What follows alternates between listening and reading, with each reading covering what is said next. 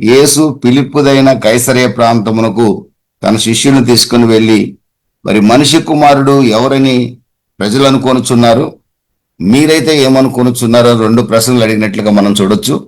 నన్ను గూర్చి ప్రజలు ఏమనుకొనుచున్నారు, రెండవది మీరేమనుకొనుచున్నారు, మీ ఉద్దేశం ఏంటి నా మీద అని చెప్పినప్పుడు ప్రజలైతే కొందరు ఏలియా అంటున్నారని, కొందరు బాప్తిసమిచ్చి యోహాన్ అంటున్నారని, కొందరు ఇర్మియా అంటున్నారని శిష్యులు జవాబు చెప్పినట్లుగా చూడవచ్చు. అయితే మీరు నన్ను ఏమనుకొనుచున్నారు అని అడిగినప్పుడు మరి ప్రభు అయిన దేవుడు, తండ్రి అయిన దేవుడు బయలుపరిచినట్లుగా 16వ వాక్యంలో, అందుకు సీమోను పేతురు, నీవు సజీవుడు దేవుని కుమారుడైన క్రీస్తు అని చెప్పాను. నీవు సజీవుడువైన దేవుని కుమారుడు అయిన క్రీస్తు అని సీమోను పేతురు వెంటనే అనుసరించినట్లుగా మనం చూడగలం.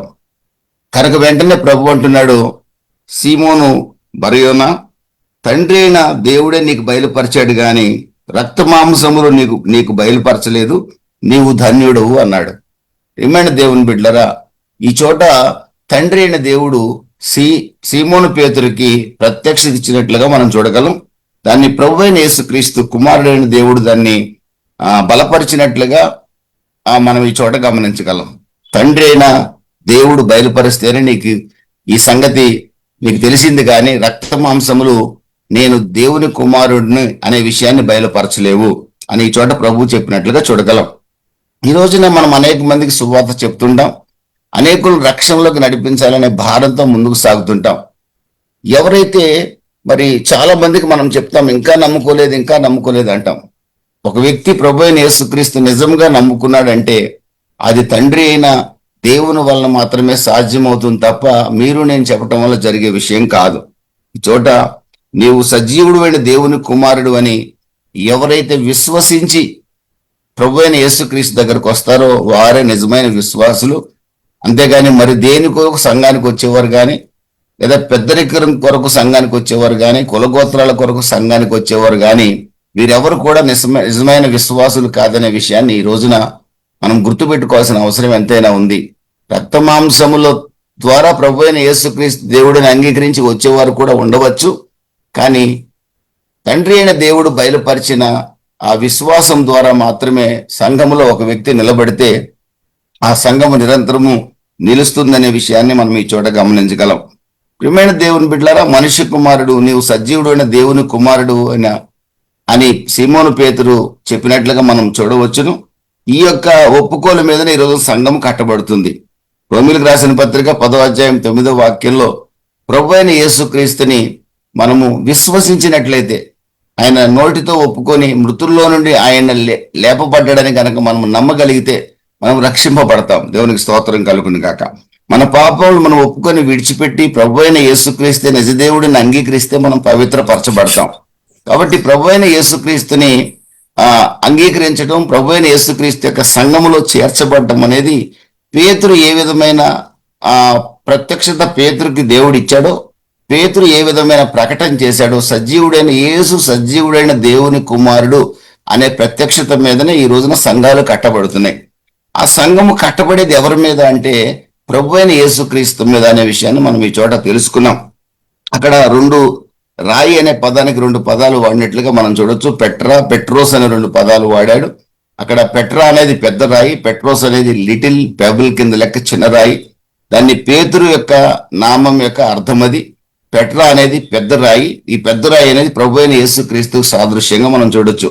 1 పేతురు 2వ అధ్యాయంలో మనం 5, 6, 7, 8 వాక్యాలు చదువుకున్నట్లయితే మనం అమూల్యమైన పరిశోధించబడిన రాయి మీద మనం సజీవమైన రాళ్ల వలె కట్టబడుచున్నాం. దేవునికి స్తోత్రం కలుగును గాక. మన పునాది ఎవరంటే అమూల్యమైన రాయి, పరిశోధింపబడిన రాయి. దేవునికి స్తోత్రం కలుగును గాక. మరి విలువైన రాయి, దేవునికి మహిమ కలుగును గాక. ఆ రాయి మీద మనం కట్టబడుచున్నామని పేతురు భక్తుడు స్వయంగా చెప్తున్నాడు. కానీ ఈ రోజున కొందరు యొక్క విశ్వాసం ఏంటంటే పేతురు మీద సంఘం కట్టబడిందని నమ్మే వాళ్ళు కూడా ఉన్నారు. కానీ పేతురే స్వయంగా చెప్తున్నాడు, మీరు అమూల్యమైన సజీవమైన రాయి మీద, విలువైన రాయి మీద, పరిశోధింపబడిన రాయి మీద కట్టబడుచున్నారు అనే విషయాన్ని పేతురు భక్తుడే స్వయంగా మనకు చెప్తున్నాడు. పౌలు భక్తుడు అంటున్నాడు 1 కొరింథీ 10వ అధ్యాయము 4-5 వాక్యాలు చూస్తే, ఇశ్రాయేలీల్ని వెంబడించిన బండ ప్రభు అయిన యేసుక్రీస్తు అని చెప్తున్నాడు. దేవునికి స్తోత్రం కలుగును గాక. యేసుక్రీస్తు అనే బండ మీద పేతురుకి ప్రత్యక్షపరచబడిన విశ్వాసం ద్వారా, ప్రకటన ద్వారా సంఘం కట్టబడుతుంది. దేవునికి మహిమ కలుగును గాక. ఈ రోజున ఏ సంఘం అయితే యేసుక్రీస్తు సజీవుడైన దేవుని కుమారుడు అని ఒప్పుకోలతో కట్టబడుతుందో ఆ సంఘమే నిజమైన దేవుని సంఘం. దానికి ఏ పేరైనా పెట్టనివ్వండి.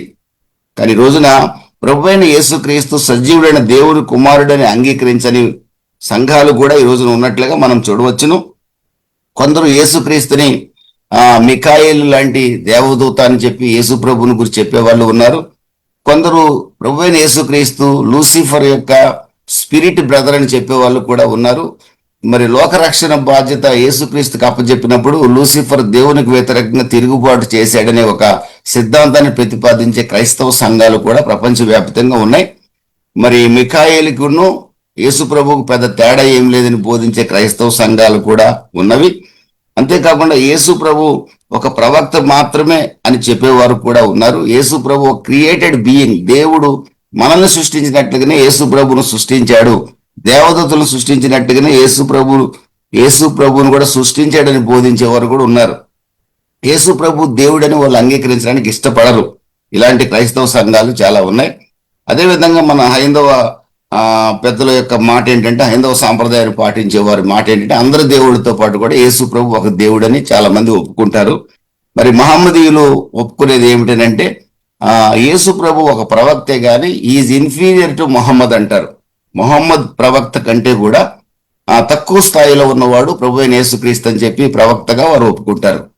వీటన్నిటిని మనం గమనించినప్పుడు మరి నిజమైన సంఘము, నిజమైన విశ్వాసం ఎవరంటే ప్రభు అయిన యేసుక్రీస్తు సజీవుడైన దేవుని కుమారుడు ఎవరైతే ఒప్పుకుంటారో, సజీవుడైన దేవుని కుమారుడు ఎవరైతే ఒప్పుకోలు చేయగలుగుతారో వారే విశ్వాసులు. ఆ యొక్క విశ్వాసం మీద కట్టబడింది మాత్రమే సంఘం. ఆ సంఘానికి పునాది ప్రభు అయిన యేసుక్రీస్తు మాత్రమే. అలాంటి సంఘం పెంతెకోస్తు సంఘం అని పెట్టుకోనియండి, ఎల్ఈఎఫ్ అని పెట్టనియండి, హెబ్రోన్ అని పెట్టనియండి, ఈ ఒప్పుకోల మీద కట్టబడిందే నిజమైన సంఘం. వాటిలో డాక్టర్నల్ డిఫరెన్సెస్ ఉండొచ్చు. కొందరు పరిశుద్ధాత్మ అంటారు, కొంతమంది పరిశుద్ధాత్మ అభిషేకం అన్య భాషలు లేవంటారు, కొంతమంది మౌనంగా ఆరాధన చేయమంటారు. అందులో రకరకాల పద్ధతులు ఉండొచ్చు. కానీ మెయిన్ బేస్ ఏంటంటే పునాది ప్రభు అయిన యేసుక్రీస్తు అయి ఉండాలి. ఒప్పుకోలు యేసుక్రీస్తు సజీవుడైన దేవుని కుమారుడిని ఒప్పుకున్న వాడే నిజమైన విశ్వాసి. ఆ రెండు లేనప్పుడు అది సంఘమే కాదు, ఆ సంఘం క్రైస్తవ సంఘం కాదు. అది మంచిదా చెడ్డదా ఇక మనం అడగాల్సిన అవసరమే లేదు. ఈజీగా ఈ రెండు ఏ సంఘములో లేవో, యేసుక్రీస్తు సజీవుడైన దేవుని కుమారుడిని ఒప్పుకోలు ఎవరైతే చేయరో అది క్రైస్తవ సంఘమే కాదు. యేసు అనే పునాది మీద సంఘం కట్టబడింది అని ఎవరైతే నమ్మరో, పేతురు మీద సంఘం కట్టబడింది అని ఎవరైతే నమ్ముతారో అది సంఘమే కాదు. ఈ రెండు విషయాలు చాలా జాగ్రత్తగా గుర్తుపెట్టుకోవాల్సిన అవసరం ఉంది. యోహాను సువార్త 10వ అధ్యాయం 30వ వాక్యంలో ప్రభువైన యేసుక్రీస్తు స్వయంగా అంటాడు, నేను నా తండ్రి ఏకమై ఉన్నాము. దేవునికి స్తోత్రం కలుగును గాక. నేను నా తండ్రి ఒక్కటే. ఆ చోట ప్రభు స్పష్టంగా చెప్తున్నట్లుగా మనం చూడవచ్చు. అదేవిధంగా యోహాను సువార్త 14వ అధ్యాయంలో మరి ఫిలిప్పుతో ప్రభు అయిన యేసుక్రీస్తు అంటున్నాడు 10వ వాక్యంలో, ఫిలిప్పు నేను తండ్రి ఏకమై ఉన్నాము, నన్ను చూచావంటే నువ్వు తండ్రిని చూసినట్టే లెక్క. దేవునికి స్తోత్రం కలుగును గాక. అంటే నాకు తండ్రి వేరే ఏమీ లేదు, నన్ను చూస్తే తండ్రిని చూసినట్లే నేను తండ్రి ఏకమై ఉన్నాము. హెబ్రీయులకు రాసిన పత్రిక 1వ అధ్యాయం 1, 2, 3 వాక్యాలు చూస్తే మరి ప్రభు అయిన యేసుక్రీస్తు దేవుని యొక్క మహిమను, తేజస్సును, మూర్తిమంతమునై ఉన్నాడు. Is the exact representation of God. Exact representation of God. దేవుని యొక్క సంపూర్ణమైన ఆ ప్రతిబింబమే ప్రభు అయిన యేసుక్రీస్తు. అంటే ప్రభు అయిన యేసుక్రీస్తు నథింగ్ బట్ గాడ్. ఆది యందు వాక్యం ఉండెను, వాక్యము దేవుని యొద్ద ఉండెను, వాక్యము దేవుడై ఉండెను, ఆ వాక్యమే యోహాను సువార్త 1:14లో కృపాసత్య సంపూర్ణుడిగా మన మధ్య వసించెను. దేవునికి స్తోత్రం కలుగును గాక. కృపాసత్యములు ఆయన ద్వారా బయలుపరచబడెను. ఆ వసించిన వాక్యమే ప్రభు అయిన యేసుక్రీస్తు. ఆ ప్రభు అయిన యేసుక్రీస్తు ద్వారా కృపయు సత్యము ఈ రోజున లోకానికి ప్రత్యక్షపరచబడింది. ధర్మశాస్త్రంలో ఉన్న మనము ఈరోజు కృప ద్వారా రక్షణ పొందడానికి కారణం కుమారుడైన యేసుక్రీస్తు భూమికి దిగి వచ్చి అమూల్యమైన రక్తాన్ని చిందించి మన కొరకు చేసిన త్యాగం వలన మాత్రమే ఈ రోజున మనం నీతిమంతులుగా తీర్చబడ్డాము. ఈ యొక్క బోధ మీద ఏ సంఘం కట్టబడిందో, అది వారు ఏ విధమైన డాక్టరీన్ అన్న ఫాలో కానివ్వండి, ఈ పునాది, ఈ ఒప్పుకోలు లేకపోతే అది క్రైస్తవ సంఘం కాదు. వారు ప్రభువుని ఘనపరచట్లేదనే విషయాన్ని గుర్తుపెట్టుకోవాల్సిన అవసరం ఉంది. దాన్ని చూసుకొనే మనము సంఘాలను సెలెక్ట్ చేసుకోవాలి తప్ప బోర్డు పెట్టిన ప్రతిదీ సంఘం కాదండి. దేవుని స్తోత్రం కలుగును కాక. కారణం ఏంటంటే ప్రపంచంలో హెరసిస్ అంటే రాంగ్ డాక్టరీన్స్ ని, ఫాల్స్ డాక్టరీన్స్ ని బోధించే వాళ్ళు చాలా మంది ఉన్నారు. ఫాల్స్ ప్రాఫిట్స్ చాలా మంది ఉన్నారు. మన ఏరియాల్లో కూడా ఉన్నారు. వాళ్ళతో మాట్లాడితే నిజమే అని ఒప్పుకుంటాం మనం. వాళ్ళు మీరు చెప్పేది కరెక్ట్ అనిపిస్తుంది మనకి. దయచేసి మనం ఎవరితో వాదించాల్సిన అవసరం లేదు. మన సంఘానికి పునాది ప్రభు అయిన యేసుక్రీస్తు. ఈజ్ ద పెట్రా, పెద్ద రాయి. ఆయన మీద సంఘం కట్టబడుతుంది.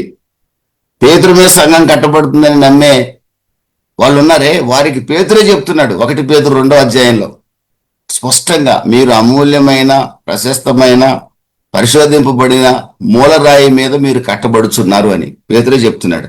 నా మీద కాదు బాబు సంఘం కట్టబడేదని. పేతురు మీద కడితే పాతాళ లోక ద్వారాలు పేతురు ఎదుట నిలవలేరు అనేది అబద్ధం. మన ఎదుట పాతాళ లోక ద్వారాలు నిలవనేరు అనేది అబద్ధం. సంఘము ఎదుట పాతాళ లోక ద్వారాలు నిలబడలేవు. కారణం ఏంటి తెలుసండి? సంఘము ఎవరి మీద కట్టబడింది అంటే క్రీస్తు మీద కట్టబడింది. మనలో ఉన్నవాడు లోకంలో ఉన్నవాని కంటే శక్తిమంతుడు. మనలో యేసు ప్రభువు లేకపోతే వీఆర్ నథింగ్ అండి. మన చేతిలో బైబిల్ ఉన్న వ్యర్థమే. మనలో ప్రభువు లేకపోతే మనం దేనికి పనికిరాం. నాలో ప్రభువు లేకపోతే ఈ బలహీనుడిని ఎక్కడ స్టేజ్ మీద నిలబడి మాట్లాడేంత శక్తి కూడా లేదు. దేవునికి స్తోత్రం కలుగును కాక. ప్రియమైన దేవుని బిడ్డలారా, ఈ విషయాన్ని చాలా జాగ్రత్తగా గుర్తుపెట్టుకొని ముందుకు సాగాలి. మీ పిల్లలకు కూడా, మన పిల్లలకు కూడా చెప్పాలి. ఎక్కడంటే అక్కడ, ఏ దేశంలో ఆ దేశంలో, ఏ సంఘం అంటే ఆ సంఘాన్ని సెలెక్ట్ చేసుకొని మేము కూడా చర్చికి వెళ్తున్నామని చెప్పి ఫీల్ అయ్యే పరిస్థితులు రానివ్వకూడదండి. దేవునికి మహిమ కలుగును కాక. చాలా జాగ్రత్తగా ఆ విషయాన్ని గుర్తుపెట్టుకోవాల్సిన అవసరం ఉంది. ప్రభువైన యేసుక్రీస్తు దేవుడు అనడానికి మరొక చక్కటి నేను మీతో చెప్పాలనుకున్నది, మీరు కూడా అనేకులకి చెప్పాలన్న ఆశ ఏంటంటే, ప్రభువైన దేవుడు ఆరాధనకు యోగ్యుడండి. దేవుడు ఆరాధనకు యోగ్యుడు, మనుష్యుడు ఆరాధనకు యోగ్యుడు కాదు. అపోస్తలుల కార్యాలు 10వ అధ్యాయంలో కొర్నేలి ఇంటికి పేతురు వెళ్ళినప్పుడు కొర్నేలి పేతురు పాదాల మీద పడబోతే పేతురు అంటాడు, నీవు ఆరాధించడానికి నేను యోగ్యుడిని కాను, నేను నీతోటి మనుష్యుడినే, నేను ఆరాధనకి యోగ్యుడిని కానని కొర్నేలిని పైకి లేపినట్లుగా మనం చూడగలం. అదేవిధంగా ప్రకటన గ్రంథం 22వ అధ్యాయం 8వ వాక్యంలో 22:8 ఆత్మ పూర్ణుడైన అపోస్తలుడైన యోహాను, అంత పరిశుద్ధుడైన భక్తుడు, ఇంచుమించు 90 years అబవ్ ఉన్న ఆయన, దేవదూత ఎవరో దేవుడు ఎవరో గుర్తుపట్టలేక దేవదూత ఆ గ్లోరీ చూసి దేవుడే అనుకుని దేవదూత పాదాల మీద పడబోయాడండి. అప్పుడు దేవదూత అంటున్నారు, అయ్యో నేను ఆరాధించబట్టుకు యోగ్యుడిని కాదు, నేను నీతో కూడా సహదాసుడిని సుమి, దేవుణ్ణి మాత్రమే ఆరాధించు అని చెప్తున్నాడు. అంటే మనుషుడు ఆరాధనకు యోగ్యుడు కాదు, దేవదూతుల ఆరాధనకు యోగ్యులు కాదు, చిన్న దేవుడు పెద్ద దేవుడు ఎవరు కూడా ఆరాధనకు యోగ్యులు కాదండి. మహానుభావుడు, మహాపురుషుడు, గడ్డం మీసాలు పెంచుకున్నవాడు ఎవడు ఆరాధనకు యోగ్యుడు కాడండి. ఎవరైతే పాదాలు పట్టించుకుంటారో వాళ్ళ జీవితంలో భయంకరమైన స్థితిని ఎదుర్కోవాల్సి వస్తుందండి. ఈ సంగతి తెలియక అనేకులు సాష్టాంగ నమస్కారం చేయించుకుంటున్నారు, పాద పూజ చేయించుకుంటున్నారు. ఇది శోచనీయం, బాధాకరం, అది శాపగ్రస్తమైంది. దేవుడు ఒక్కడే ఆరాధనకు యోగ్యుడు.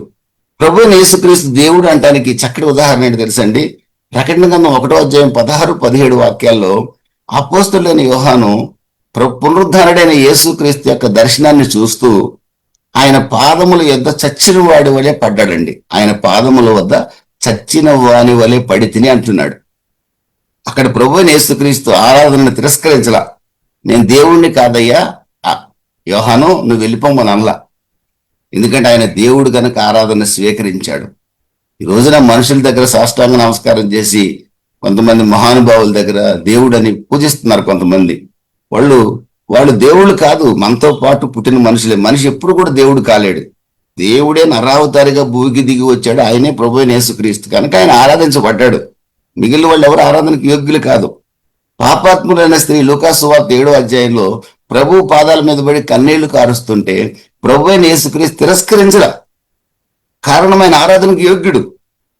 అదేవిధంగా ప్రియమైన దేవుని బిడ్డలారా, కనాను స్త్రీ తన కుమార్తె విషయమై మొరపెడుతూ ప్రభు అయిన యేసుక్రీస్తు పాదాల మీద పడ్డప్పుడు ఆయన ఆరాధన తిరస్కరించలేదు. కారణం ఆయన ఆరాధనకు యోగ్యుడు. దేవునికి స్తోత్రం కలుగును గాక. ఆయన స్తుతి స్తోత్రార్హుడు, ఆరాధనకు యోగ్యుడు ప్రభు అయిన యేసుక్రీస్తు. ఆయన సజీవుడైన దేవుడు. Is the exact representation of God. దేవుని యొక్క ప్రతిబింబమే ప్రభు అయిన యేసుక్రీస్తు. దేవుణ్ణి చూడాలనుకునే ఆ రోజున ఫిలిప్ అంటున్నాడు, దేవుణ్ణి మాకు చూపించమంటే, దేవుణ్ణి చూపించేది ఫిలిప్, నన్ను చూసిన వాడు తండ్రిని చూసినట్లే. దేవుని స్తోత్రం కలుగును గాక. ఇంత క్లియర్ గా బైబిల్ చెప్తున్నా కూడా ఈ రోజున అనేకులు రకరకాల సిద్ధాంతాలతో రాద్ధాంతాలతో ముందుకు సాగటం అనేది శోచనీయం, బాధాకరం. దేవునికి మహిమ కలుగును గాక. ప్రియమైన దేవుని బిడ్డలారా, ఇక మనం ముందుకెళ్ళినట్లయితే 21వ వాక్యంలో 16వ అధ్యాయంలో తాను యెరూషలేము వెళ్లి పెద్దల చేతను ప్రధాన యాజకుల చేతను శాస్త్రుల చేతను అనేక హింసలు పొంది చంపబడి 3వ దినమున లేచుట అగత్యమని యేసు తన శిష్యులకు తెలియజేయ మొదలుపెట్టగా, పేతురు ఆయన చేయి పట్టుకుని, ప్రభు అది నీకు దూరమగును గాక, అది నీకెన్నడను కలగదని ఆయన్ని గద్దింపసాగాను. అయితే ఆయన పేతురు వైపు తిరిగి, సాతానా, నా వెనుకకు పొమ్ము, నీవు నాకు అభ్యంతర కారణమై ఉన్నావు. నీవు మనుషుల సంగతుల్ని తలంచున్నావు గాని దేవుని సంగతుల్ని తలంపకి ఉన్నావని పేతురుతో చెప్పాను. ప్రియమైన దేవుని బిడ్డలారా, ఇక్కడ ఉన్న ప్రాముఖ్యమైన విషయాన్ని కనుక మనం గమనిస్తే, అదే అధ్యాయం 16వ వాక్యంలో ప్రభు అయిన యేసుక్రీస్తు అంటున్నాడు, సీమోను బరయోనా, తండ్రి అయిన దేవుడని దీనిని నీకు బయలుపరిచాడు, రక్తమాంసాలు బయలుపరచలేదు అని చెప్పి పేతురు చోట పొగిడినట్లుగా మనం చూడగలం. అంటే అతని యొక్క భక్తిని ప్రశంసించినట్లుగా మనం చూడగలం. దేవునికి స్తోత్రం కలుగును గాక. మరి ఈ సమయంలో కనుక మనం ఒకసారి ఆలోచించినట్లయితే, ఇక్కడ నేను యెరూషలేముకు వెళ్తూ మనిషి కుమారుడు వెళ్తాడు, వాళ్ళు అతన్ని చంపుతారు, 3వ దినాన మనిషి కుమారుడు లేస్తాడు అని చెప్పి ఆయన చెప్తుంటే, తన యొక్క మరణాన్ని గురించి ముందుగానే చెప్తుంటే, పేతురు అంటున్నాడు, అది నీ కలగకుండును గాక అని యేసు ప్రభునే గద్దించినట్లుగా మనం చూస్తున్నాం. పీటరు యేసు ప్రభుని రిబ్యూక్ చేస్తున్నాడు, యేసు ప్రభువునే గద్దిస్తున్నాడు, అది నీకు జరగకుండును గాక. అక్కడ మనం అనుకుంటాం పేతురుకి యేసు ప్రభు మీద ప్రేమతో ఆ విధంగా చేస్తున్నాడు అనుకుంటాం. కానీ ఇమీడియట్ గా ప్రభు ఏమన్నాడు తెలుసా? సాతానా, ప్రభు అతను పేతురు చూసి అంటున్నాడు, సాతానా, నా వెనుకకు పొమ్ము అంటున్నాడు, నీవు నాకు అభ్యంతర కారణమై ఉన్నావు. ప్రభు అయిన యేసుక్రీస్తు శిలువ మరణము నొంది శాపగ్రస్తమైన శిలువను మోయకపోతే, శాపగ్రస్తమైన శిలువలో భూమికి ఆకాశానికి మధ్య వేలాడపోతే, శాపగ్రస్తమైన శిలువలో అమూల్యమైన రక్తాన్ని చిందించకపోతే, మరణించి పాతిపెట్టబడి పునరుద్ధానుడు కాకపోతే, దేవునికి స్తోత్రం కలుగును గాక, శిలువలో సంపూర్ణమైనదనే మాట ప్రభు అయిన యేసుక్రీస్తు అనకపోతే మానవాళికి రక్షణ లేదు. కారణం హెబ్రీ 9:22 ప్రకారం పరిశుద్ధ రక్తం చిందించబడకుండా పాప క్షమాపణ జరగదు. ఆ రక్తం పరమాత్ముని రక్తమై ఉండాలి. ఏ మానవుడి యొక్క రక్తంలో కూడా పరిశుద్ధత లేదు.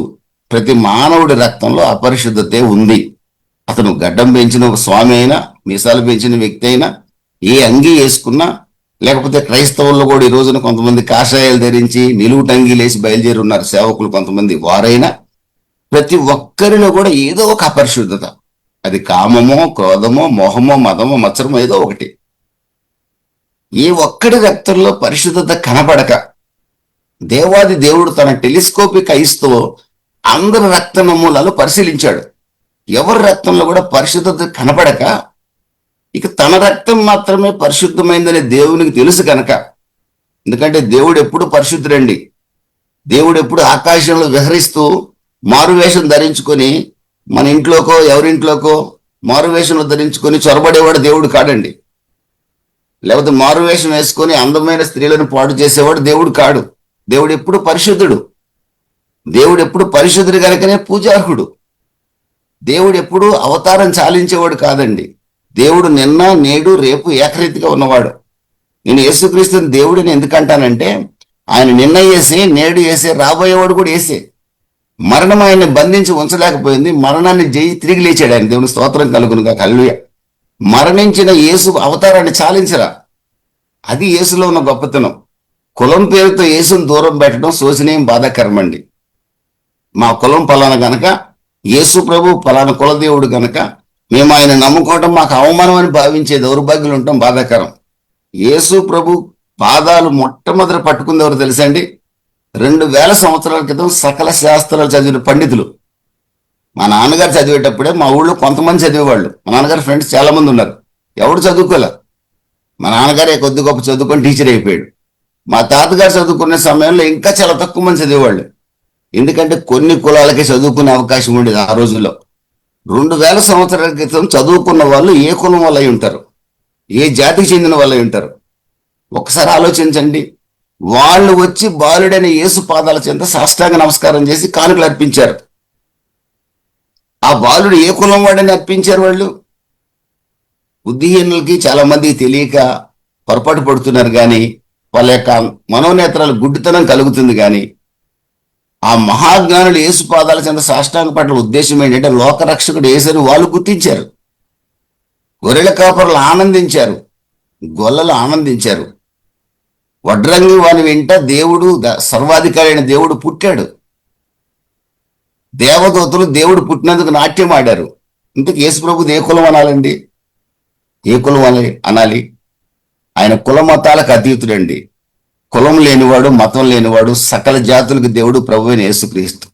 దేవుని స్తోత్రం కలుగును గాక. ప్రియమైన దేవుని బిడ్డలారా, ఆ సంగతిని గుర్తించక ప్రభు అయిన యేసుక్రీస్తు సజీవుడని దేవుని కుమారుడు అని పేతురు అన్నాడు. కానీ మరి ఇక్కడికి వచ్చేటప్పటికి అతనిలో రక్తమాంసాలు పనిచేశాయి. యేసు ప్రభుతో ఉంటే బాగుండు, ఆయన ఇంకా ఉంటే బాగుండు, శుభ్రంగా ఆయనతో గడిపేసేసి కాలం అనుకున్నాడండి. ఎవరు ఎంతకాలం ఉండలేరండి. ఆయన చేయాల్సిన కార్యాన్ని చేయడానికి వచ్చాడు, తండ్రి చిత్తాన్ని చేయడానికి వచ్చాడు, మనకి రక్షణ భాగ్యాన్ని ప్రసాదించడానికి ఆయన వచ్చాడు. అందుకే పేతురుతో అంటున్నాడు, సాతానా వెనక్కి పొమ్మన్నాడు. నువ్వు నాకు అభ్యంతరం కలగజేస్తున్నావు, నువ్వు మనుషుల సంగతే తలంచున్నావు, దేవుడి సంగతి నీకు అర్థం కావట్లేదు అన్నాడు. పైనేమో పొగిడాడు, కిందనేమో అరిశాడు, గద్దించాడు. మన జీవితంలో కూడా ఇలాంటి పరిస్థితులు ఉంటాయండి. మనం చాలా స్పీడ్గా ఉంటాం పేతురులాగా. కొన్ని విషయాల్లో ఆత్మీయంగా ఉంటాం, కొన్ని విషయాల్లో లోకస్తుల కంటే హీనంగా తయారవుతాం. అందుకనే బైబిల్ని శ్రద్ధగా ధ్యానిస్తుంటే, బైబిల్ని శ్రద్ధగా నేర్చుకుంటే ఆత్మీయతలో మనం స్థిరపడతాము, ఆత్మీయతలో స్థిరపడగలుగుతాం. బైబిల్ని ఎప్పుడైతే ధ్యానించడం తగ్గిపోయామో నెమ్మదిగా లోకస్తులుగా మారిపోతాం మనం. అందుకే ఆరాధనకు రండి అని పాస్టర్ గారు బతిలాడేది. అందుకే వాక్యం చదవండి, వాక్యం చదివితే ఆత్మీయతలో స్థిరపడే అవకాశం ఎక్కువగా ఉంటుంది. ఇలాంటి సందర్భాలు వచ్చినప్పుడు మనం పడిపోకుండా జాగ్రత్తగా కాపాడబడే అవకాశం ఉన్నట్లుగా మనం ఈ చూడొచ్చు. దేవునికి స్తోత్రం కలుగును గాక. మరి అదేవిధంగా మనం ముందుకెళ్ళినట్లయితే 24వ వాక్యం. అప్పుడు యేసు తన శిష్యులను చూసి, ఎవడైనా నన్ను వెంబడింప గోరిన ఎడల తను ఉపేక్షించుకొని తన సిలువను ఎత్తుకుని నన్ను వెంబడింపవలను. తన ప్రాణమును గోరువాడు దాన్ని పోగొట్టుకొను, నా నిమిత్తము తన ప్రాణమును పోగొట్టుకున్నవాడు దాన్ని దక్కించుకొను. ఒక మనుషుడు లోకమంతా సంపాదించి తన ప్రాణమును పోగొట్టుకుంటే అతనికి ఏం ప్రయోజనం?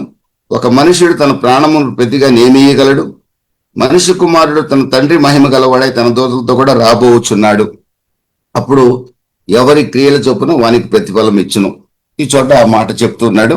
ఇక్కడ ప్రాముఖ్యమైన ఒక విషయాన్ని కనుక మనం చూసినట్లయితే, ఎవడైనా నన్ను వెంబడింపగోరిన ఎడల తన్ను తాను ఉపేక్షించుకొని తన సిలువను ఎత్తుకుని నన్ను వెంబడించవలను. సిలువ అనేది పర్సిక్యూషన్కి సింబలు. సిలువ అనేది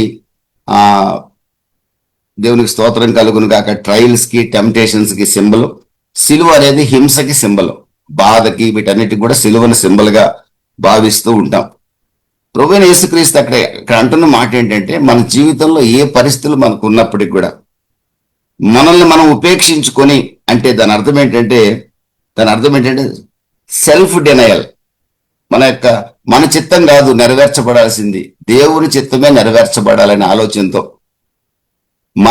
మన చిత్తం కాకుండా దేవుని చిత్తానికి మనం అప్పగించుకొని, ఆయన మన జీవితంలో ఏది చేస్తాడో దానికి మనం లోబడి ఆయన కొరకు శ్రమ పట్టడానికి కూడా సిద్ధపడి ఆయన్ని వెంబడించగలగాలి అని కలిగే వారిగా మనం ఉండాలని ప్రభు కోరుకుంటున్నాడు. తను తాను ఉపేక్షించుకోవాలి అంటే ఇక తనలో అహము, గర్వము, అహంకారం ఏమి ఉండకూడదండి. దేవుని చిత్తానికి తను అప్పగించుకునే వ్యక్తిగా ఉండాలి. తన సిలువను తానే ఎత్తుకొని, కొన్ని పర్సిక్యూషన్స్ వస్తాయి, కొన్ని నిందలు వస్తాయి, కొన్ని అవమానాలు వస్తాయి, ఏదైనప్పటికీ కూడా భరించడానికి కూడా సిద్ధపడి ఆయనని వెంబడించేవాడు ఆ విధంగా వెంబడించాలని ప్రభువు కోరుకుంటున్నాడు. అలా కాకుండా తన ప్రాణాన్ని రక్షించుకున్నట్టు కొరకు రకరకాల ప్రయత్నాలు చేసేవాడు దాన్ని పోగొట్టుకుంటాడు. తన ప్రాణమును ప్రభు కొరకు పోగొట్టుకోవడానికి సిద్ధపడేవాడు దాన్ని దక్కించుకుంటాడు అనే విషయాన్ని ఈ చోట చెప్తున్నాడు. కనుక ప్రభువుని మనం వెంబడించాలంటే మనలో గర్వము, అహంకారము ఏమి లేకుండా వినయంతో దేవుని చిత్తానికి మనల్ని మనం అప్పగించుకుంటూ ముందుకు సాగాలనేది ప్రభు యొక్క ఉద్దేశం. ఆ విధంగా నమ్మకంగా వెంబడించగలిగినప్పుడే నిజమైన విశ్వాసులుగా పిలువబడతాం, నిత్య రాజ్యానికి వారసులం అవుతాం. అలా కాకుండా నేను నాది అనే అహంకారంతో మనం ఉన్నంత వరకు కూడా మనం శరీర కార్యాలని నెరవేర్చగలుగుతాం, కానీ ఆత్మ సంబంధమైన కార్యాల్లో మనం ముందుకు సాగలేము. అందుకే క్రీస్తు యేసు సంబంధులు శరీరమును దాని ఇచ్చలతో సిలువ వేయాలి. గలతీ 5:24 స్పష్టంగా మరి అపోస్తలుడైన పౌలు గలతీ సంఘానికి రాస్తూ ఉన్నాడు. కనుక మన యొక్క చిత్తాన్ని, మన యొక్క నీతి మురిగ్గుడ్డతో సమానం అండి. నేను నా నీతి మురిగ్గుడ్డతో సమానం. ప్రియమైన దేవుని బిడ్డలారా, మనం మన స్వచిత్తాన్ని విడిచిపెట్టి ప్రభువైన యేసుక్రీస్తు కొరకు అవసరమైతే కొన్ని శ్రమలు అనుభవించడానికి కూడా సిద్ధపడి నిందల మధ్యలో సహితం మనకు గొప్ప ఆశీర్వాదం ఉందని గుర్తించి ప్రభువుని వెంబడించగలిగే వారు మాత్రమే నిత్య రాజ్యానికి వారసులవుతారు. వారు తమ ప్రాణాన్ని కాపాడుకోగలుగుతారంటే నిత్యత్వంలో ప్రవేశించగలుగుతారు. ప్రకటన గ్రంథం 22 4, 5, 6 వాక్యాల ప్రకారం యుగయుగములు ప్రభువుతో జీవించగలుగుతారు. ఈ భూమి మీద మన జీవితం తాత్కాలికమేనండి. ఏ మతం వాడైనా ఎన్ని సంవత్సరాలు అంటే 70, 80, 90, 100 లేదా 60, అది ఎంత అనేది మనకు తెలియదు. ఎవరైనా చనిపోవలసిందే. కానీ నిత్యం అనేది ఒకటి ఉందని అందరూ ఒప్పుకునేది అదే. ఆ నిత్యత్వము నరకంలోనా, పరలోకంలోనా? పరలోకాధిపతి ప్రభు అయిన యేసుక్రీస్తే. స్వర్గలోకాధిపతి, పరలోకాధిపతి, కైలాసాధిపతి ప్రభు అయిన యేసుక్రీస్తు మాత్రమేనండి. ఎందుకు ఈ మాట చెప్తున్నారంటే పరిశుద్ధుడే అధిపతిగా ఉండగలడు. ఆ పరిశుద్ధుడు పాపం లేనివాడు ప్రభు అయిన యేసుక్రీస్తు తప్ప మరొకడు లేడండి. అందుకే ఏ పేరుతో పిలవండి, దేవుని రాజ్యాన్ని, దానికి అధిపతి ప్రభు అయిన యేసుక్రీస్తు. ఆ రాజ్యంలో చేరాలంటే ప్రియమైన దేవుని బిడ్డలారా, ఈ భూమి మీద ప్రాణాన్ని కాపాడుకోవడానికి మనం ప్రయత్నం చేయకూడదండి. హింసలు ఎప్పుడు వస్తాయని నేను చెప్పను. కొన్ని శ్రమలు వస్తాయి, కొన్ని ఆశీర్వాదాలు ఉంటాయి. ఏదేమైనప్పటికీ కూడా నేను నాదిన అహంకారాన్ని చంపుకొని ప్రభువైన మన సిలువను మనం మోసుకుంటూ ప్రభువును వెంబడిస్తూ వారుగా మనం ఉంటే మన ప్రాణాన్ని మనం నిత్యత్వంలో కాపాడుకోగలుగుతాం. దేవునికి స్తోత్రం కలుగును గాక. ఏమైనా దేవుని బిడ్డలు, ఇక్కడ పరిశుద్ధ గ్రంథంలో కొన్ని కన్వెన్షనల్ ఒపీనియన్స్, అంటే సాధారణంగా మన ప్రాంతాల్లో కానీ లేకపోతే ప్రపంచం అంతటా కూడా కొన్ని కన్వెన్షనల్ ఒపీనియన్స్ అంటే కొన్ని సాధారణమైన ప్రాముఖ్యమైన సూత్రాలు, ఇవి కొన్ని ప్రాచుర్యంలో ఉన్నవి, అవి పరిశుద్ధ గ్రంథంలో ఉన్నవి. వీటిని పారాడాక్సెస్ అనే పదం వాడతారు. దీన్ని ఉపయోగంలో ఉన్న ఆయా సమాజాల్లో కొన్ని పదాలని, అవి ప్రయోజనకరమైన పదాలని కొన్ని సూత్రాలుగా వాడుతూ ఉంటారు. అవి ఒక రకంగా ప్రూవ్డే. వాటిలో మొట్టమొదటిది 16వ అధ్యాయం 25వ వాక్యంలో మనం చూసినట్లయితే, తన ప్రాణమును పోగొట్టుకునివాడు ప్రభువు నిమిత్తం తన ప్రాణమును రక్షించుకొని గోరువాడు దాన్ని పోగొట్టుకొనును, నా నిమిత్తము తన ప్రాణమును పోగొట్టుకునివాడు దాన్ని దక్కించుకొనును. ప్రభువైన యేసుక్రీస్తు నిమిత్తం ప్రాణాన్ని పోగొట్టుకోవడానికి సిద్ధపడేవాడు అంటే లోకం విషయంలో చావటానికి కానీ తన స్వీయ చిత్తం విషయంలో చావటానికి కానీ సిద్ధపడి ప్రభువైన యేసుక్రీస్తుని నమ్మకంగా వెంబడించేవాడు నిత్య జీవాన్ని పొందగలుగుతాడు. రెండో విషయాన్ని కూడా మనం చూస్తే లూకాసు వార్త 14వ అధ్యాయం 11వ వాక్యంలో తను తగ్గించుకుని వాడు హెచ్చింపబడతాడు. ఇది జనరల్ గా అందరూ ఉపయోగించేదే, ఇది సత్యం. ఇది ప్రభువైన యేసుక్రీస్తుని నమ్ముకున్న మనం గర్వము, అహంకారం లేకుండా వినయ మనస్కుడు ఘనత పొందుతాడని బైబిల్ రాసింది. పేతురు భక్తుడు 1 పేతురు 5:8 రాస్తాడు, దేవుడు తగిన సమయమందు మిమ్మల్ని హెచ్చించినట్లు ఆయన బలిష్టమైన హస్తాల కింద దీన మనస్కులై ఉండండి అని రాస్తున్నాడు. ఏమండి, వినయం అనేది ఘనతను తీసుకొస్తుంది. ఇది కూడా ఒక ప్రాముఖ్యమైన సూత్రం. ఇది సత్యమే. ఈ మాట కూడా సత్యమే. ఇది బైబిల్లో దీన్ని కూడా ప్రభువు వాడాడు. ఆనాటి వాడుకలో ఉన్న పదాన్ని ఆయన వాడాడు ఇక్కడ. ఎవరైతే తాను తగ్గించుకుంటారో వారు ఖచ్చితంగా వారిని ప్రభు హెచ్చిస్తాడు. ఎవరైతే హెచ్చించుకుంటారో ప్రభు ఖచ్చితంగా వారిని తగ్గిస్తాడు. మరి నెబుకద్నెజరు హెచ్చించుకున్నాడు, గడ్డి మేశాడు. మరి సాతాను లూసిఫర్ హెచ్చించుకున్నాడు, పాతాళానికి పడదోయబడ్డాడు. ఈ విషయాలు మనకు బాగా తెలుసు. మూడవ సూత్రం, మూడవ పారాడాక్స్, ఆనాటి కన్వెన్షనల్ ప్రిన్సిపల్స్, ముఖ్యమైన సూత్రాలు వాడుకలో ఉన్నవి. 2 కొరింథీ 12:10 పౌలు గారు అంటాడు, నేను ఎప్పుడు బలహీనున్నో అప్పుడే బలవంతుడిని అంటాడు. నిజమే, ప్రభువులో ఉన్న మనం ఎప్పుడు బలహీనులమో అప్పుడే ప్రభువులో బలవంతులం. ఎందుకంటే దేవుని శక్తి మనల్ని కమ్ముకుంటుంది.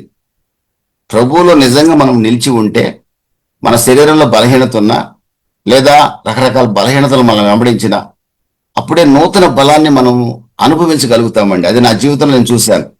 నేను ఎప్పుడు బలహీనంగా అనిపిస్తుందో ఆ రోజు ఎక్కడైనా సువార్త కూడుకున్నప్పుడు ప్రభు బహుబలంగా వాడుకుంటాడు నన్ను. నిలబడే ఓపిక లేనప్పుడు కూడా ప్రభు బహుబలంగా వాడుకున్న సందర్భాలు నా జీవితంలో నేను చూశాను. దేవునిలో నిలిచి ఉన్నవారు ఎప్పుడు బలహీనలో అప్పుడే మీరు బలవంతులు. దేవుని స్తోత్రం కలుగును గాక. శారీరక బలహీనతలు బట్టి ఆధైర్యపడకండి, ప్రభు మిమ్మల్ని బలవంతులు అని చెప్తున్నారు. పౌలు గారు ఆ మాట చెప్తున్నాడు, అది సత్యమే. ప్రభులో ఉన్న వారి విషయంలో ఈ మాట సత్యం. దేవుని స్తోత్రం కలుగునుగా. 1 పేతురు 4:14 పేతురు భక్తుడు అంటున్నాడు, ఎవరైనా క్రీస్తు నిమిత్తమై నిందల పాలైన ఎడల, క్రీస్తు నిమిత్తమై శ్రమలు అనుభవిస్తున్న ఎడల, క్రీస్తు కొరకు తిరిగి తిరిగి మీరు ఒకవేళ బలహీనలై ఉంటే సేవకులు, మీరేం కంగారు పడకండి, మహిమా స్వరూపి అయిన దేవుని ఆత్మ మీ మీద నిలిచి ఉన్నది. దేవుని స్తోత్రం కలుగును కాక. ఏమైనా విశ్వాసులారా, ప్రభువు కొరకు మీరు ఆ మీటింగ్ అని ఈ మీటింగ్ అని వెళ్ళి వాక్యం చదివి రాత్రి పూట చాలాసేపు ప్రార్థన చేసి కొంత శరీరం బలహీనమైన కంగారు పడకండి, మహిమా స్వరూపియగు దేవుని ఆత్మ మీ మీద నిలిచి ఉన్నారు. 4వది, దేవుని స్తోత్రం కలుగును గాక. లూకాసు వార్త 6:38 వాక్యంలో రాయబడిన మాట ఏంటంటే, ఇవ్వండి మీకు ఇవ్వబడును. ఇది అందరూ ఒప్పుకునే మాటే. ప్రభువైన యేసుక్రీస్తు అదే మాట చెప్పాడు. ఎవరైతే ఇస్తారో వారికి ఖచ్చితంగా దేవుడు ఇస్తాడు. దేవుడి పేరట ఇవ్వగలుగుతారో వారికి దేవుడు ఖచ్చితంగా ఇస్తారు. స్టింజీగా ఉండేవాళ్ళు, వెదజల్లి దీవించబడిన వాళ్ళు ఉన్నారు, బిగబట్టి దరిద్రతను సంపాదించుకున్న వారు కూడా ఉన్నారని అపోస్తలుడైన పౌలు కొరింథీయులకు రాస్తూ అంటాడు. కాబట్టి దేవుని బిడ్డలు ఇచ్చేవారిగా ఉండాలి. ఎందుకంటే ఇది గాడ్స్ నేచర్. దేవుడే తన ప్రియకుమారుడైన యేసుక్రీస్తుని మన కొరకు ఇచ్చాడు. కాబట్టి ఇవ్వడం అనేది గాడ్స్ నేచర్. కాబట్టి దేవుని పరిచర్యకి, దేవుని యొక్క మందిరానికి ఇచ్చేవారిగా మనం ఉండాలి. ఎంత అనేది కొలతలేదు దానికి. మీరు దీవించబడిన కొలదని బైబిల్ చెప్తుంది.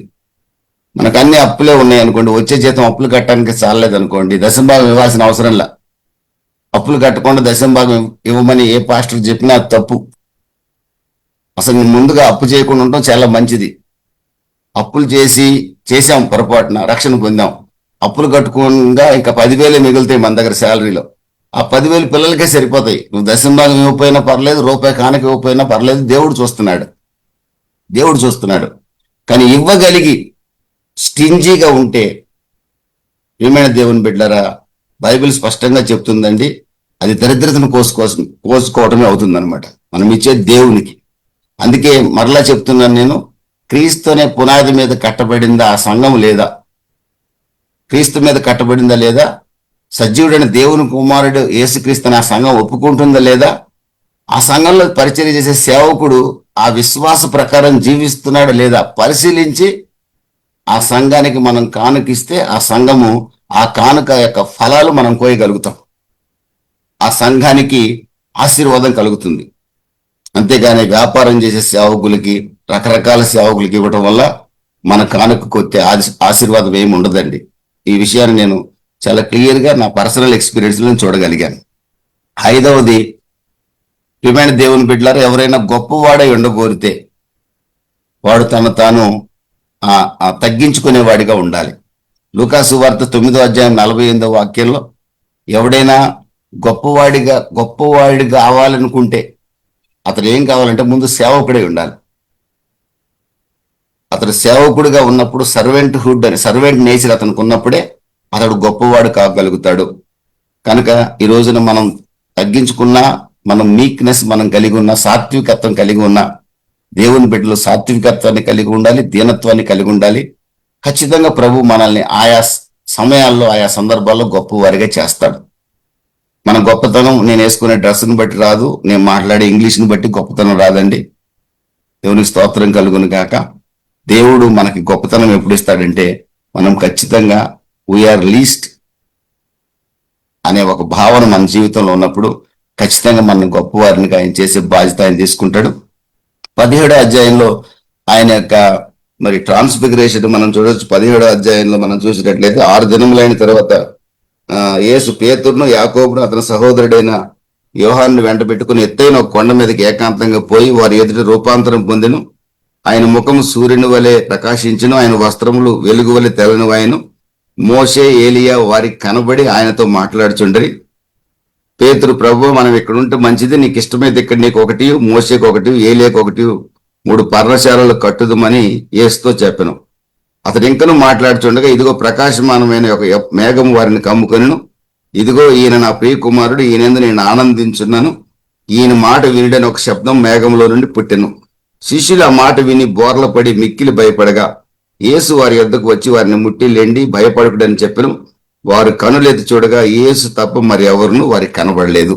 ఈ విషయాన్ని చెప్పి నేను ముగిస్తాను. ప్రియమైన దేవుని బిడ్డలారా, రూపాంతరపు అనుభవాన్ని చోట మనం చూడగలం. 17వ అధ్యాయంలో ట్రాన్స్ఫిగరేషన్ అనేది మనం ఈ చోట చూడగలం. ఇది ఎక్కడ జరిగింది అనే విషయంలో బైబిల్ పండితుల మధ్యలో వాదనలు ఉన్నాయి. అక్కడ 6 దినములు అయిన తర్వాత ముగ్గురిని వెంట పెట్టుకుని ఆయన కొండ ఎక్కి రూపాంతరం చెందెను అని రాయబడింది. 16వ అధ్యాయంలో ఆయన ఎక్కడున్నాడంటే ఫిలిప్పుదైన కైసరే ప్రాంతంలో ఉన్నాడు. అంటే హెర్మోను కొండ యొక్క పాదపీఠం దగ్గర ఉన్నాడు. హెర్మోను కొండ యొక్క బేస్ దగ్గర ఉన్నాడు. కొందరు భక్తుల యొక్క అభిప్రాయం ఏంటంటే ఎత్తైన ఆ కొండే ఎక్కాడు, అక్కడే రూపాంతరం చెందాడని భక్తుల యొక్క అభిప్రాయం. కొందరు మౌంట్ తాబోర్ గలియా సముద్రానికి సౌత్ ఈస్ట్ లో ఉంటది, తాబోరు పర్వతం మీద రూపాంతరం చెందాడనే అభిప్రాయం కొంతమంది వ్యక్తం చేస్తారు. ఏదేమైనప్పటికీ ఆయన రూపాంతరం చెందాడనే మాట వాస్తవం. ఆయన వస్త్రములు మరి తెల్లనివైనవని, ఏమండి, దేవుని యొక్క మహిమ అక్కడ ప్రత్యక్షపరచబడిందని మనం ఆ చోట చూడగలం. ముగ్గురు మాత్రమే ఆయన తీసుకెళ్లాడు ఆ రూపాంతరపు అనుభవం చూడటానికి. మిగిలిన శిష్యులందరూ కూడా కొండ దిగువనే ఉన్నారు. అక్కడ ఆయన తేజస్సుతో వెలిగిపోయినట్లుగా కూడా మనం చూడవచ్చు. ఇక్కడ మనం చూసినట్లయితే ప్రభు అయిన యేసుక్రీస్తు పరలోకపు ప్రతినిధిగా మారినట్లుగా, పరలోకపు రూపాంతరాన్ని పొందినట్లుగా మనం చూడగలం. ఇక్కడ తన శిష్యులకు ఆయన చూపించాలనుకుంది ఏంటంటే పరలోకం యొక్క కమింగ్ కింగ్డమ్ యొక్క గ్లిమ్స్, అంటే పరలోకం ఎలా ఉంటుందో, అక్కడ మనుషులు ఏ విధంగా ఉండబోతున్నారు అనేది తన శిష్యులకి చూపించాడు. కనుకనే వారు అంత ఘనమైన సేవ చేయగలిగారు. అంత ఘనమైన సేవ శిష్యులు చేయడానికి కారణం ఏంటంటే వారికి ఆ దృశ్యాన్ని ప్రభు చూపించాడు, ఆ ఉద్దేశంతోనే చూపించాడు. మరొక మాట చెప్తున్నాను, అక్కడ మోషే, ఏలియా ఇద్దరు వచ్చినట్లుగా కూడా చూడొచ్చు. పేతురు ఏమంటున్నాడో తెలుసండి, అక్కడ ప్రభువా మనం ఇక్కడ ఉంటే మంచిది, నీకు, మోషేకి, ఏలియాకి పర్ణశాలలు కడతామన్నాడు. అసలు మోషే ఎవరు? పేతురు కంటే 1450 సంవత్సరాల ముందు చనిపోయిన వ్యక్తి. ఏలియా ఎవరు? పేతురు కంటే 850 సంవత్సరాల ముందు చనిపోయిన వ్యక్తి. అంటే చనిపోవడం అంటే పరమునికి ఎత్తబడిన వ్యక్తి. అసలు మోషే, ఏలియా అనేది పేతురుకు తెలిసే అవకాశమే లేదు. ఆ రోజుల్లో ఫోటోలు కూడా లేవు కాబట్టి ముఖ చిత్రాలు కూడా లేవు. కానీ ఎలా గుర్తుపట్టారు, ఎలా పేతురు గుర్తుపట్టాడు అనే విషయాన్ని మనం గమనించినట్లయితే, దీన్ని ఈ చోట ప్రభు మనతో మాట్లాడుతున్న మాట ఏంటంటే, పరలోకంలో మనం వెళ్ళినప్పుడు కూడా మన వారిని స్పష్టంగా గుర్తుపట్టగలం. మన వారిని అంటే పరలోకంలో అడుగుపెట్టిన వెంటనే మనకు సంబంధించిన వారు ఎవరో ఈజీగా మనం రికగ్నైజ్ చేసే కృపను ప్రభు మనకు అనుగ్రహిస్తాడు. ఇప్పుడు నాకంటే ముందుగా వెళ్ళి నా భార్యని నేను చూశాను. ఇక నా వంశంలో నాకంటే ముందుగా ఎవరు వెళ్ళాల ప్రభు దగ్గరికి. నా భార్య కంటే ముందుగా ఎవరు వెళ్ళలేదు. మా అత్తగారు వాళ్ళు వెళ్ళారు, వాళ్ళు వెళ్ళుంటారు అనుకుంటున్నా. వెళ్తే వాళ్ళని కూడా నేను చూశాను. మరి వాళ్ళకంటే ముందు వెళ్ళిన వాళ్ళు ఎవరు ఉన్నారేమో తెలియదు నాకు.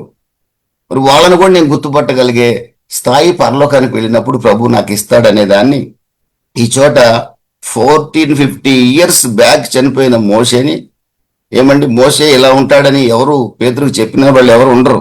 ఫిగర్ వేసి బొమ్మలేసి, ఏమండి, యేసు ప్రభు ముఖం ఇలా ఉంటుందని చెప్పిన వాళ్ళు ఎవరు లేరు. ఏలియాని ఎలా గుర్తుపెట్టాడంటే, ఆ దైవజనులు చెప్పే అభిప్రాయం ఏంటంటే ఖచ్చితంగా పరలోకంలో మనం వెళ్ళినప్పుడు మన వారిని గుర్తుపట్టగలుగుతాం, మన వారిని మనం కౌగిలించుకోగలుగుతాం, మన వారితో మనం మాట్లాడగలుగుతాం అనే విషయాన్ని అనేక మంది దైవజనుల యొక్క అభిప్రాయం. ఇది పరలోకపు దృశ్యం అన్నమాట. ఇది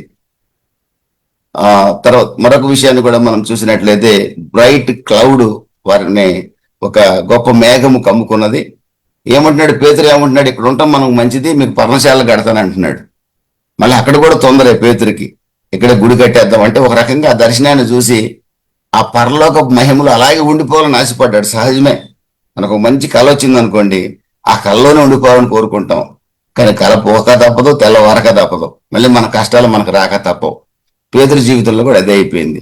కొండ మీద గొప్ప మహిమను చూశాడు, మోషేని ఏలియాని చూశాడు, వాళ్ళు రూపాంతరపు శరీరాలతో ఉండటం చూశాడు, పరలోకపు శరీరాలతో ఉండటం చూశాడు, తెల్లని వస్త్రాలతో ఉండటం చూశాడు. ఇది చాలా మహిమకరంగా ఉంది, ఇక్కడే వీళ్ళకి 3 గుళ్ళు కట్టి సరిపోద్ది, ఇక్కడే ఉండిపోవచ్చు అనుకున్నాడు. అక్కడ ఉండటం కుదరదండి. ఇక్కడకు మనం ఇంకో పాయింట్ కూడా నేర్చుకోవచ్చు. మనం ఎప్పుడు ఆనందకరమైన స్థాయిలోనే ఉండలేము. భూమి మీద జీవించినంత కాలం కూడా మనం ఎప్పుడు ఆనందంగా బతకాలంటే కుదరదు. కొన్ని సందర్భాల్లో సంతోషం ఉంటుంది, కొన్ని సందర్భాల్లో దుఃఖం కూడా ఉంటుంది. మనకి ఎంత భక్తులమైన ఆనందం ఉంటుంది, దుఃఖం ఉంటుంది, ఆనందం ఉంటుంది, బాధ ఉంటుంది. ఆ పర్వతం మీదనేమో పేతురు బహు సంతోషంగా ఉన్నాడు, ఇక అక్కడే ఉండిపోవాలనుకున్నాడు. మళ్ళీ మౌంటైన్ టాప్ ఎక్స్పీరియన్స్ నుంచి కిందకు వచ్చాడు. కిందకు రాగానే ఏం జరిగింది, అక్కడ దయ్యం పట్టిన ఒకడు బాధపడుతూ ఏమండి నిప్పుల్లో నీళ్ళలో పడిపోతున్నా సంభవం. ఇక్కడ బాధ, ఆ పరలోకంలో గొప్ప మహిమ, ఆ కొండ మీద గొప్ప మహిమ. కాబట్టి ఈ భూమి మీద మనకు నివసించినంత కాలం ఇది తప్పదు. కానీ ఈ భూమిని వదిలిన తర్వాత మాత్రం నిత్యం ఆనందమే. వ్యాధి బాధలు, ఆకలి దప్పులు లేని అశాశ్వతమైన రాజ్యం, సంపూర్ణమైన ఆనందం. ఆయన ముఖ దర్శనాన్ని చేస్తూ సంపూర్ణంగా జీవించే అవకాశం ఉంటది. దాన్ని మిస్ చేసుకోవద్దనే బైబిల్ మనం హెచ్చరిస్తా ఉంది. భక్తులైన రక్షింపబడిన మనల్ని బైబిల్ హెచ్చరిస్తూ ఉంటాం, మనం గమనించవచ్చు. ప్రియమైన దేవుని బిడ్డలరా, అక్కడ ఏలియాని మోషేని ఇద్దరిని కూడా వాళ్ళు రికగ్నైజ్ చేసినట్లుగా మనం చూడవచ్చు. ఆ తర్వాత ఆ మౌంటైన్ టాప్ అక్కడ పేతురు ఆ మాట అన్నప్పుడు ఒక మేఘం వారిని కమ్ముకొనగా, ఇతను నా ప్రియ కుమారుడు, ఇతని యందు నేను ఆనందించున్నాను, ఇతని మాట వినండి అని పరలోకంలో ఉన్న తండ్రి స్వరం పేతురు విన్నాడు. దేవుని స్తోత్రం కలుగునగాక. మరలా పేతురు నా చోట గద్దించినట్టుగా మనం చూడగలం. అంటే స్పిరిచువల్ వాక్ లో అప్ అండ్ డౌన్స్ పేతురు యొక్క జీవితంలో, మన జీవితంలో కూడా అలాగనే ఉంటాయి. ఒక్కోసారి నన్ను ఒక చిన్నపిల్లడు గద్దించే సంభవాలు కూడా ఉన్నాయి నా జీవితంలో.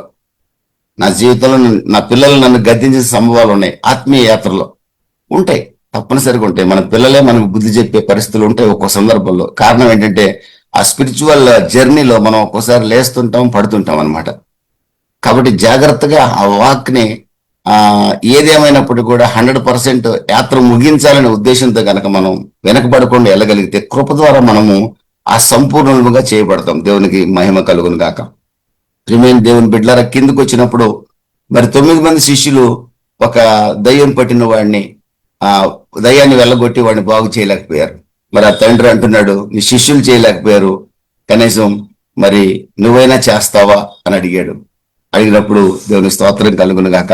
ప్రభువైన యేసుక్రీస్తు ఆ చోట వాడిలో ఉన్న దయ్యాన్ని గద్దించినట్లుగా మార్కు సువార్త 9వ అధ్యాయంలో కూడా అదే సంభవాన్ని మనం చూడొచ్చు.